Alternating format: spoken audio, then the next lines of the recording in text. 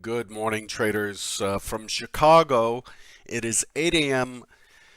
my time here in Chicago on Wednesday, the 1st of February, 2023. Welcome to the month of February. It is frigid here. Frigid. It's 1 degree Fahrenheit this morning. This is episode number 2404. Derivatives trading is not suitable for all investors. Past performance is not necessarily indicative of future results. First thing I wanted to kind of bring your attention to is if you're on the YouTube live chat, there's a poll for which we have 62 votes already, but punch yours in. What do you do on FOMC days? Do you trade before the release, the FOMC release, and then you stop when the volatility kicks in?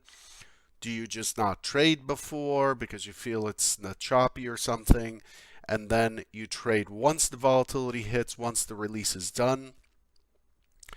Do you sit out entirely and not trade, or do you just follow the usual process? Your plan does not account for the FOMC. It doesn't make a difference to you whether the FOMC is here or not. Click on the button at the top and pull down the poll and vote. I appreciate it all day, all the time. Let's take a look at the conversion trading pre-market summary sheet this morning.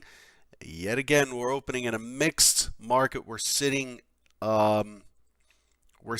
completely sideways in a very, very balanced market this morning as we await this big news. And overall, it's just there's just not much to do here in terms of putting on new positions and so on. So the market overall is sitting sideways, although the Dow down 181 points. Is that right? Let me check that. Is that right? Can anybody confirm that? Down 181 points. That seems like a whole lot. 1 second. Where is my YM? Where are you, my friend? Yeah, 178 points. That's interesting. 182 points. Yeah, the Dow's down quite a bit. What's on deck here? FOMC rate decision at 2 p.m. Eastern. Earnings are again in focus. We had a bunch of earnings yesterday, and this morning we had AmerisourceBergen, Humana, T-Mobile, Enterprise Products, Novartis, Thermo, GlaxoSmithKline, and many others. After the close, we have McKesson, we have Meta, MetLife, Allstate, C.H. Robinson, and others. Chinese Caixin manufacturing PMI came in lower yesterday. The EU headline inflation data was lower than expected, of course, flat. ADP was a miss this morning. ADP came in at 106,000 versus 178,000 expected, so quite a bit of a miss there. Poor tech results yesterday, other than AMD. Tesla ramping up production in its Shanghai plant. It says that the price cuts are have caused a spike in demand, so they're just ramping up production today. And Intel's cutting pay. Remember, Intel just took a bath on their earnings. So that's where we stand. Looking at the calendar here, we've got, by the way, we had the EU unemployment rate 6.6% versus 6.5%. And again, inflation came in better at 8.5 versus 9%. ISM manufacturing, well, this morning we get at 9:30 Eastern as we open. We get Canada's global manufacturing PMI. We get U.S. global manufacturing PMI at 945. ISM manufacturing PMI at 10, expecting 48. JOLTS job openings tricky number, but something the Fed pays attention to. Coming in is expected at 10.25. The prior is 10.458, so expected to soften a little bit, which is what the Fed wants.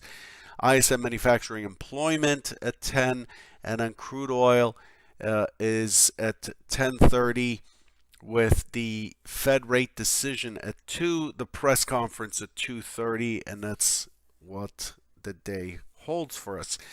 Looking at the stats on the S&Ps, balanced overnight session. The volume's 199,000, slightly elevated. The inventory is 100% short with 15 points of range, very tight range this morning. The S&P with the point of control of 40.80, which is higher than where it was before. So that's where we stand currently. Composite center. I want to show you this chart here. You guys haven't seen this in a while. I don't use it that often during the show. This is the S&P composite chart. Each bar here represents one RTH session. And what this is showing is several things. It's showing what the one-time framing is on the monthly. It shows it for the weekly. It shows it for the daily. It shows where the main spaghetti numbers, meaning the moving averages, are on the daily RTH only. It shows the volume profile, and it also shows how the ranges are. this is a histogram of ranges, and then below that is a histogram of volume. And you can see the pattern that we're in, right? We came down from 43.7775. This is continuous back adjusted data, so we're adjusting for premiums here, all the way down to 35.34, pushes up to 41.42, back down to 37.88, and now we're at 41.09. And what we've done, if you look at the black boxes versus the gray boxes, what we've had is a January that's inside of December. We saw the same in crude as well. January inside of December. What we see, the gray boxes against each other, that's the weekly. Those are weekly profiles. You can see that the weekly has been trending up. So since this low at 37.88, we've had a higher low, higher low, higher low, higher low, higher low, higher low so far on the weekly. And we continue to maintain a higher low or one-time framing up on the weekly, unless 39.63 is breached. And overall on the daily, we reversed up yesterday. We had a pullback and we reversed up yesterday, and we went to that 40.32. So this is where that 40.32 comes from. Talked about this quite a bit yesterday. And we went to 40.35. We busted through. We tested from above at 40.32. 40.31 or so. We came back to 40.31, 40.30 2 days ago, and then yesterday we launched, and you remember the overnight session, we broke down to 4,750, popped up above 40.30 and used 40.30 as a base. We'll look at that in a minute. Now, if you recall yesterday, I talked about how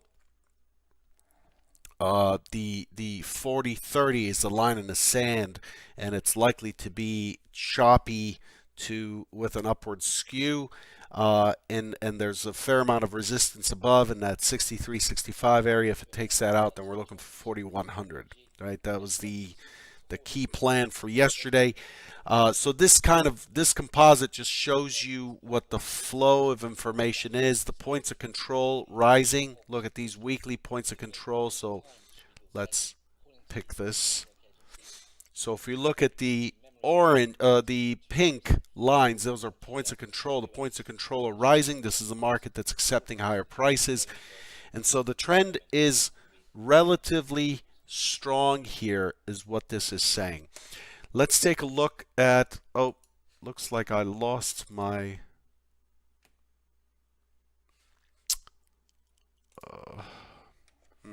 Looks like I lost my Edge Pro X. Or did I close? I must have closed it by mistake here. I apologize. I'm going to have to start it and load all this data, which is a bit of a pain since I'm working with tick data.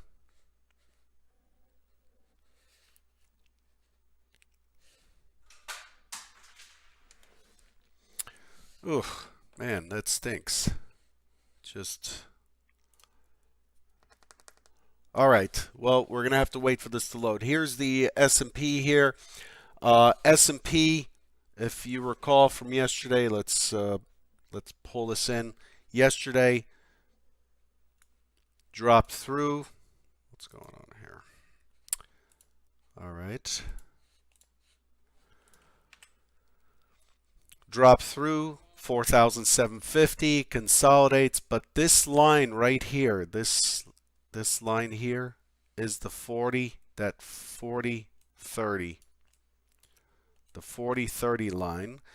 And what it did yesterday is it opened up, retested down into that 30 area, got to 33 and a quarter, didn't quite get to the settlement price, and then it started to squeeze higher. I found yesterday to be very difficult to trade. I did not find, or I did not see any clear setups yesterday for the long. It was a grind into the close. We did expect that the close would be somewhat volatile, being as it was the end of month into FOMC, and they decided to buy it up. The thing to note about yesterday's buying is that Delta just was not playing along. And it just could not stay above zero very well. Yesterday's profile, very blunt, just a price discovery, very methodical. We had some pretty decent structure on the buy side, and then this morning we've got this kind of a complete balance sitting sideways, 15 points of range, 40.71 to 40.86. And you could see that the overnight point of control, VWAP, and mid right here, all on top of each other. So relatively choppy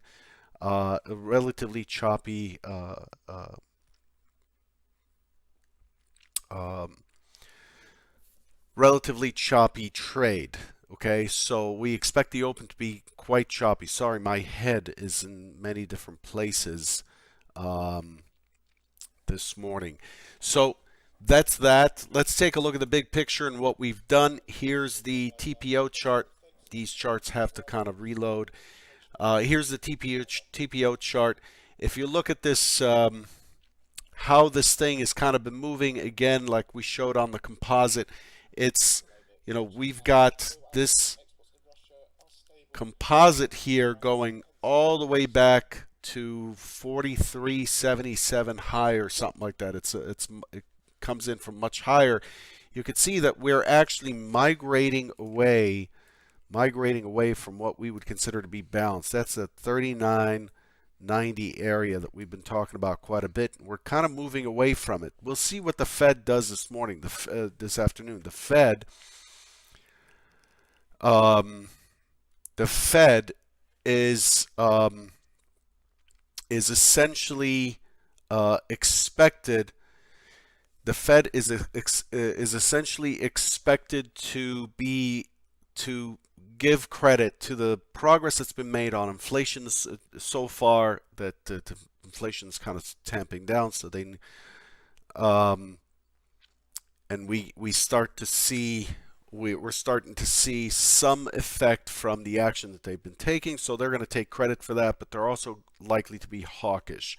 So we're expecting the Fed announcement today to be to kind of go two ways, right? Go both ways. We expect them to try to make the market kind of cool off, and at the same time give themselves credit for the effort that's been made. Here's the Fed Watch tool. This is important.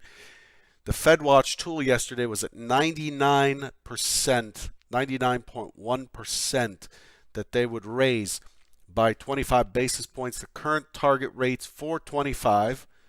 425 to 450 basis points for the Fed. And the way the Fed funds futures, the way the market is positioned, sets the probability at a 450 to 475, which means a 25 basis point hike. Set it yesterday at 99%. Currently, that's shifting. There was really very little on the side of no increase. Now, this would be the Fed pivot if we have no increase, and that's at 1.6%, that the Fed funds, the rate would remain the same. So the market's highly expecting a 25 basis point hike. And so anything that deviates from that could bring in quite a bit of volatility. This morning, yesterday, remember we talked about how these are on the TPO chart, these are balanced. We pushed to 4100, 4109, came off. We expected that. And then yesterday we squeezed back above into 4090. We put in a high yesterday of 4090, 9150 or so, and we kind of ran out, but most of the session was spent in balance with the prior day. Really, it's struggling to maintain these prices. To me, as it pushes into the 4100, we see sellers come in and squeeze it down, and I'm expecting a bit of the same this morning. They're not letting go of those higher prices today. We had a really nice bounce off of that trend line, and we're holding steady right at last week's settlement, and we're just sitting sideways currently, waiting for the Fed. This morning, it's really important to recognize that it's very likely to be very, very choppy, and to maybe know what your A-plus setups are, and only trade those. It is a mistake on Fed Day, and this is a very common mistake. It's a very common mistake on a day like today to go fishing for trades. In other words, to go seeking out trades, changing your trading time frame or changing your chart's periodicity, just to see if you can see something, if you can see some sort of price action that you should trade. Really, today you should be doing the opposite. Again, participate in the poll above in the live chat. We've got 277 votes. It looks like most of you trade after the release, not before. That's smart. That's what I do. I don't really consider the action before the release tradable. I'll wait for the release. I prefer the volatility. So trade after the release gets 34% of the votes. Trade up to the release gets 25% of the votes, and then about 24% of you sit out and not trade at all on FOMC day, which is also smart. It just isn't worth the risk. So this is what I advise. I advise that you just know what your favorite setup is, and if it doesn't show up, you don't trade, period. So don't go the other way. Don't go fishing for setups. You want to become much more conservative and wait for those trades that really have a good payoff, and you want to focus on those, because days like today leading up to the Fed, there's no fluff. Generally, there isn't very much fluff to make up for silly mistakes. Yesterday, completely inside of that composite. Yesterday, we held the composite range. I'm going to merge that composite, and then now we're at 77. We've got the prior settlement above. We've got 40.64. If you recall, 40.65 to 63 was this kind of it's becoming weaker as an over-under line, so I'm watching that for a pullback for a long. If not, then it's open gap to settle trade potentially, but given that it's a Fed, I'm not going to be participating in that at all. Okay, so that's how I see the S&P. Here's the thing: once we get to the FOMC, the key areas become 40.30 from where we are. Remember, we're at 77. 40.30 above us. an obvious one, very close, 4109. And then we start to really push into this 4140 area, and then we have this key resistance up here in the 4177 range or so. So beneath us, 4030 is key. We want to see how it responds there. And then above us, 4140, about 100 points in between them and about smack dab in the middle of this thing of where we are now. So this is on FOMC. Those are the key figures I'm going to be looking at in terms of extremes. 1 vol sigma is sitting at 4132. 2 vol sigma is way up here at 4177. I'm expecting that if there's a strong push, the number to look for is 4177. And if there's a fast drop, we'll likely see a reaction of 4030, but that's going to be too close in this environment. And so now we're looking at 39.92 again to bring us back into the major balance below as the next key price below that. These are the key map prices for FOMC today. As far as the NASDAQ, let's pull the NASDAQ up. The NASDAQ's had some interesting action here. The NASDAQ's still stuck in this big kind of this very large high volume area or balance area. It's still struggling in there. The NQ finished pretty strong yesterday, but the NQ has had some bad news, but overall it it fought that 1220 yesterday. It pushed to 12,100, which was the key target above. We were looking for 12,150, which is where it ended up settling. It's sitting there right now. 12,150 was the next price up. And then from here, it's 12,300. But the NASDAQ, despite the way that it's setting up, the NASDAQ is relatively weak. Every time it pulls back to the low, it puts in this kind of weakish low. To me, this area in the NASDAQ is relatively weak, and I'm expecting that the NQ will likely flush a little bit into that 12,800 from last month, 12,800 before it can bring in enough fuel to push to 12,300. That's the expectation.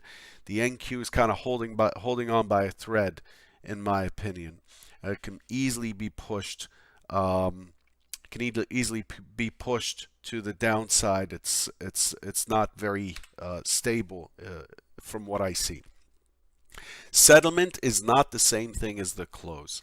Settlement is an official price. It pops up on the platform once the exchange announces settlement. Settlement is decided in the last 30 seconds of a futures traded product, the main session. It's the VWAP of the last 30 seconds of trading. It is the official price by which your money is debited or credited into your statement. The close is just the last print on your charts for a given time frame. So if your charts stop at 4 p.m. Eastern, which is when the stock market closes, then the close is that last print right on the dot at 4 o'clock Eastern. And it could be very different than settlement. It could be off by a few ticks. It could be off by quite a few points. Most of the time, they're within a few ticks of each other, but settlement is the official price. Okay, crude oil. Crude is the most interesting product right now. Crude hit the 77, if you recall. Talked about the 77 quite a bit. Got under the 77, and we opened above it, pulled back within a few ticks of 77, and pushed right back into Monday's range. Crude in price is showing lower highs, lower lows, but in value, crude is saying it's accepting value. So the expectation in crude, and this is the only product that I'm looking at that actually has a pretty good, a pretty interesting setup from a market auction theory perspective, in that the price action says lower lows, lower highs, but it opened below, finished in the middle, value area exactly the same day over day. And what this is saying is price action poked below, but value did not move lower. In fact, the volume point of control in crude yesterday was higher than it was on Monday. Crude is very likely to breach the high of yesterday, and crude is very likely to move back towards that 80.25 area above. That's the expectation. Whatever the number is today, it'll likely flutter, and I'm expecting crude to be bullish from here. But overall, crude is in a box. Crude is completely balanced. It's not going anywhere. It's very tightly controlled, and we have these kind of segments that it's trading in. And overall, crude is expected to be back in the 80 handle area, which is exactly where OPEC wants it. So yesterday's action really brought us back into value despite the price action. That's a key thing to take. And instead of one time framing down, I'm expecting that to break today, and I'm expecting it to move from one time framing down to neutral to one time framing up and back into the 80-25 balance. That's crude for you so far. Anyway, I've talked a lot today. There's not much more to say. Just mind your risk on FOMC. It really is not a bad idea to just not trade until the FOMC is out and the conference is done, and then you could see what the market's true bias shows up after that. Good luck.